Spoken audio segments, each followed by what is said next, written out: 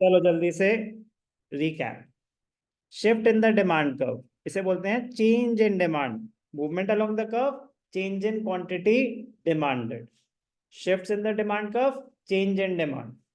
Demand curve is drawn to show the relationship between price of the commodity and quantity demanded. कह रहा है demand curve का तो purpose ये होता है assuming all other factors constant, but जरूरी थोड़ी ना वो constant रहे।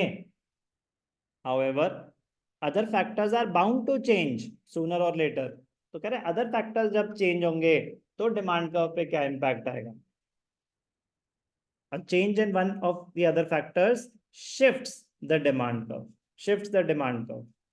Suppose if the income of a consumer increases, अगर इनकम बढ़ गई तो सेम प्राइस पे आप ज्यादा कंज्यूम कर पाएंगे कि नहीं कर पाएंगे अगर नॉर्मल गुड है तो अब ये ध्यान रखना है कि आया what will be the impact of change in income. अब ध्यान से देखना, यहाँ मजेदार पॉइंट आते हैं। What will be the impact of change in income on the demand for a good. Sir अगर इनकम हमारी बढ़ रही है तो नॉर्मल गुड्स की डिमांड बढ़ेगी, और अगर हमारी इनकम कम हो रही है तो इंफीरियर गुड हमारे लिए कम हो जाएगी। समझ नहीं आया? सर अगर इनकम बढ़ रही है तो नॉर्मल पहली बात तो सर डायरेक्टली आंसर तो होगा नहीं, इसमें दो केसेस होंगे, एक नॉर्मल गुड्स और एक इंफीरियर। उन्होंने नहीं बोला, उन्होंने बस impact of normal change in income पूछा था, तो दो पार्ट में आंसर आएगा। In case of normal goods, in case of normal goods there is a direct relationship. Income बढ़ेगी, डिमांड इंक्रीज होगी, राइटवर्ड शिफ्ट। इनकम गिरेगी, डिमांड डिक्रीज होगी, leftward shift. In case of inferior goods opposite हो जाएगा, opposite movement है। कह रहे क्या मतलब, कह रहे इनकम बढ़ेगी, डिमांड गिरेगी, लेफ्टवर्ड शिफ्ट। इनकम गिरेगी, डिमांड बढ़ सकती है, राइटवर्ड शिफ्ट। तो इनकम दो पार्ट्स ऐसी आएगा। What is the impact of change in the price of related goods, वो भी दो पार्ट में आपको देना पड़ेगा, सब्स्टिट्यूट्स और complementary. When the demand for a commodity changes due to change in any factor other than the own price of the commodity, it is known as change in demand. It is expressed by a shift in the demand curve. Various reasons for shift in the demand curve: change in price of substitutes, change in price of complementary, change in income of the consumer, change in taste and preferences, change in future expectations, change in population, change in distribution of income, change in season and weather. ये सारे reasons हैं, but आप खुद सोचो ना। चलो हम खुद पढ़ते हैं अभी कि किस शिफ्ट में ग्राफ तो दो ही बन सकते हैं, या तो इंक्रीज होगा या डिक्रीज, क्योंकि ऐसे कुछ बच्चे oh no 8 different cases, oh my god उसमें भी चेंज है। तो चेंज में मतलब बढ़ भी सकता है और कम भी हो सकता है, तो 8 × 2 16 डायग्राम बनेंगे, बनेंगे 16 ग्राफ्स हैं ये। कम है? बहुत ज्यादा है अगर हम दिमाग ना लगाएं तो, क्योंकि ग्राफ तो बेटा सिर्फ दो ही हैं। ग्राफ सिर्फ दो ही हैं शिफ्ट्स में, या तो इंक्रीज या डिक्रीज। तो आपकी मर्जी है, आपने इनको 16 ग्राफ्स मानना है या दो मानना है। समझदारी, कॉन्सेप्ट अंडरस्टैंड करने में। अभी आपके सामने प्रूव कर दूंगा कि ये 16 ग्राफ्स हैं, ऑन पेपर 16 ग्राफ बनेंगे, बट मैं कह रहा हूँ ग्राफ दो ही हैं। आपको आइडेंटिफाई करना है कब कौन सा बनेगा, इतनी अकल लगानी है बस। अभी देख लेते हैं। ये है फर्स्ट, सब्स्टिट्यूट्स। तो सब्स्टिट्यूट्स में क्या होगा, सब्स्टिट्यूट गुड्स में क्या होगा, चलो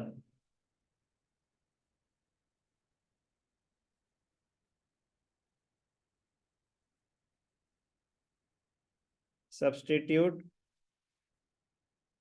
goods price rises, substitute good price falls. हमें अंडरस्टैंड करना है गिवन गुड पे क्या इंपैक्ट होगा, ठीक है ना। सब्स्टिट्यूट का प्राइस अगर बढ़ गया तो गिवन गुड पे क्या इंपैक्ट आएगा। सब्स्टिट्यूट का प्राइस बढ़ गया तो गिवन गुड की डिमांड बढ़ जाएगी या कम हो जाएगी। नालायक, अब यार प्लीज ये नहीं अंडरस्टैंड कर सकते तो फिर हम बिल्कुल जीरो पे। सब्स्टिट्यूट महंगा हो गया तो गिवन गुड ज्यादा कंज्यूम होगा। आप एनालाइज करें ना, ऐसे जब भी हो ना, क्योंकि डायरेक्ट आंसर देंगे गलत हो सकता है, मैं कह रहा हूँ आराम से सोचो। जब भी ऐसे है ना सब्स्टिट्यूट, टेक योर टाइम। कह रहे एक हो गया कोक, एक हो गई पेप्सी, तो मान लेते हैं पेप्सी हो गई सब्स्टिट्यूट। ऐसे विजुलाइज करोगे तो गलती नहीं होगी, क्योंकि वो बोल रहा है सब्स्टिट्यूट गुड का प्राइस चेंज हुआ है और पूछ रहा है इम्पैक्ट गिवन गुड पे बताओ। तो गलती हो जाती है अगर हम बिना सोचे समझे आंसर देंगे तो विजुलाइज, एक हो गया कोक, सर कोक बहुत कोक कोक हो गया। बर्गर पिज्जा, एक हो गया बर्गर, एक हो गया पिज्जा। पिज्जा हो गया सब्स्टिट्यूट गुड, तो पिज्जा अगर महंगा हो गया तो बर्गर की डिमांड बढ़ेगी या कम होगी? बढ़ जाएगी। बर्गर का तो प्राइस ही चेंज नहीं हुआ, तो उसमें क्या होगा? इंक्रीज। क्या केस हो जाएगा? इंक्रीज का। अगर सब्स्टिट्यूट गुड सस्ता हो गया तो गिवन गुड की डिमांड गिर जाएगी, डिक्रीज। तो इंक्रीज डिक्रीज शिफ्ट्स में बताएंगे। पिज्जा वाले एग्जांपल में अगर वो तो डिपेंड करता है बंदा का टेस्ट यार प्लीज यार, मैं कह रहा हूँ ना कि जब हम एक फैक्टर स्टडी कर रहे हैं तो हम अज्यूम करते हैं कि बाकी सारे फैक्टर्स कांस्टेंट हैं। ये रूल है, अजम्पशंस का रूल है कि one factor at a time can be dealt. Clear? Second, मैं बस दो करके दिखा रहा हूं ये बताने के लिए कि यहाँ तो इंक्रीज होगा, यहाँ डिक्रीज होगा। कॉम्प्लीमेंट्री गुड्स,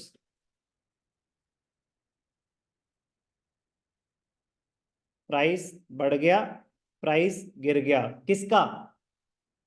कॉम्प्लीमेंट्री गुड का। मुझे लिखने की जरूरत नहीं ना, obviously change in the price of complementary goods हो रहा है। तो कॉम्प्लीमेंट्री गुड्स अगर महंगे हो गए तो गिवन गुड पे क्या इम्पैक्ट आएगा? अगर कॉम्प्लीमेंट्री गुड्स महंगे हो गए तो गिवन गुड डिक्रीज हो जाएगा। बात समझ आई? डिक्रीज। और वो सस्ते हो गए तो इंक्रीज। अब इनकम में 16 भी नहीं है, ये 18 डायग्राम हो गए, क्योंकि इनकम में दो हो जाएंगे, नॉर्मल गुड और इंफीरियर गुड। नॉर्मल गुड के दो केसेस हो जाएंगे कि इनकम अगर बढ़ गई तो इंक्रीज, इनकम अगर गिर गई तो डिक्रीज। नॉर्मल गुड्स के केस में, इंफीरियर में ऑपोजिट हो जाएगा। तो मैं कह रहा हूँ वो 50 हो जाए, क्या फर्क पड़ता है? ये तो 16 है, मैं कह रहा हूँ अभी क्वेश्चंस में आएंगे केस स्टडी तो मैं 500 बना सकता हूँ, 5000 बना सकता हूँ। आप कहोगे हाँ बनाओ, अपने आप अपना टाइम वेस्ट कर रहे हो, क्योंकि हमें तो बस लाइन पढ़ के ये समझना है पहले तो price of the commodity change हो रहा है या अदर फैक्टर्स में चेंज है। तो प्राइस ऑफ द कमोडिटी है तो मूवमेंट होगा। फिर है कि फैक्टर्स, अदर फैक्टर्स हैं, कह रहा ठीक है अदर फैक्टर्स है तो दो ही सिचुएशन हो सकती हैं, या तो इंक्रीज होगा या डिक्रीज होगा। तो वो सिचुएशन को एनालाइज करना है। एक वैसे रियल लाइफ एग्जांपल क्रिएट कर देता हूँ, ठीक है ना?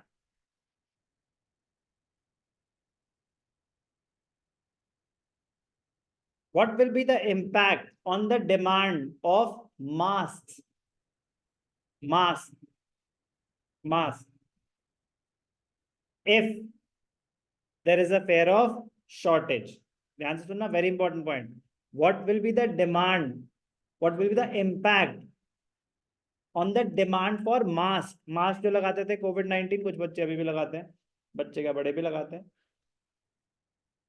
What will be the impact on the demand for masks when there is a fear of shortage? पहले तो फेयर ऑफ शॉर्टेज है, तो is it the price of the commodity और factors other than the price? Be very careful, क्योंकि कुछ बच्चे ना ज्यादा दिमाग लगाते हैं। सर शॉर्टेज होगी तो महंगे तो होंगे ना सर, कोविड-19 में तो सर मास्क महंगे हो गए थे ना सर, 10 रुपए का मास्क। अबे रियलिटी पे मत जाओ, जो लाइन बोली है उस पर दिमाग लगाओ बस। उन्होंने क्या कीवर्ड यूज करा है? Fair of shortage. आप उसके आगे के कॉन्सिक्वेंसेस एनालाइज करोगे तो गलत कर दोगे कि शॉर्टेज होगी चीजें महंगी हो जाएंगी। उन्होंने बोला चीज में प्राइस में कोई चेंज आया तो बाकी सब कांस्टेंट है, सिर्फ फेयर ऑफ शॉर्टेज पे ये चीज से बच जाओगे। कुछ बच्चे ज्यादा पढ़ते हैं, ओवर एनालाइज करते हैं, तो वो उसके कॉन्सिक्वेंसेस पे चले जाते हैं। बस वही नहीं करना, जितना उन्होंने बोला है ना you have to stick to that, क्योंकि लॉ ऑफ डिमांड कहता है one factor at a time, all other factors are constant. Assumption है, ऐसे थोड़ी ना होता है। अजम्पशन का मतलब ये होता है कि ये अज्यूम किया जाएगा कि ऐसा है, तभी ये लॉ वैलिड है। ओके, तो when there is a fair of shortage, all other factors will remain constant. अब बताओ, If there is a fair of shortage, the demand will increase. बस आंसर था increase in demand, rightward shift. हर बारी increase का graph same रहेगा, हर बारी उसकी एक्सप्लेनेशन सेम रहेगी कि प्राइस यहाँ से, प्राइस तो कांस्टेंट है, डिमांड यहाँ से यहाँ हो गई। तो मैं कह रहा हूँ दिमाग से काम लेना। जो बच्चे समझ नहीं पाते ना, वो बेचारे तो बोझ तले दब जाते हैं, क्योंकि उनको तो 20-20 ग्राफ याद करने पड़ेंगे। मैं कह रहा हूँ वो बहुत बड़ी गलती होगी। आप कॉन्सेप्ट को अंडरस्टैंड करें। ग्राफ एक एक्सपेंशन है, एक कॉन्ट्रैक्शन है, वो हो गई movement along the curve. Shifts में दो ही ग्राफ है, शिफ्ट्स में दो ही ग्राफ हैं, या तो एक्सपेंशन होगी, या तो इंक्रीज होगा, सॉरी इंक्रीज इन डिमांड होगी, या डिक्रीज इन डिमांड होगी। यहाँ लॉजिक समझो, यहाँ दिमाग से काम लेना है। जिसने दिमाग से काम लिया, बहुत बड़ी एडवांटेज। चलो बस एक इस पे खत्म करूंगा। Season and weather, season and weather में क्या हो सकता है, ध्यान से देखना। इनका घर पता नहीं कब बनेगा, अरे अभी लंबा चलेगा ये। Season and weather, season and weather,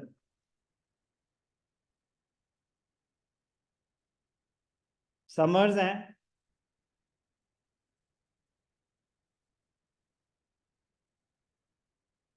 और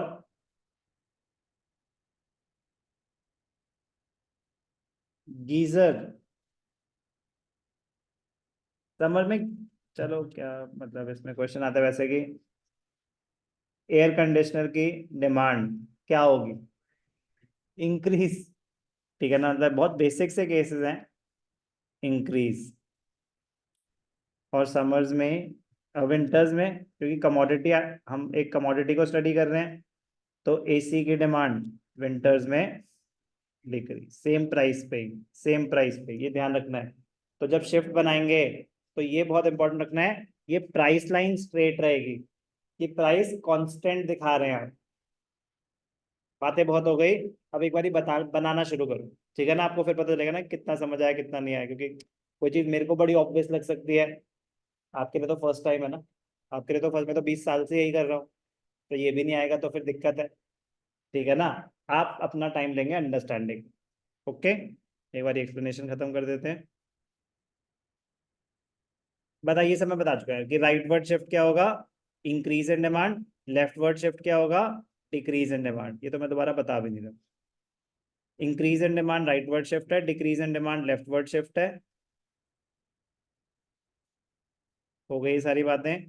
increase in demand rightward shift है। अब ध्यान देखना, बड़ा मजेदार पॉइंट।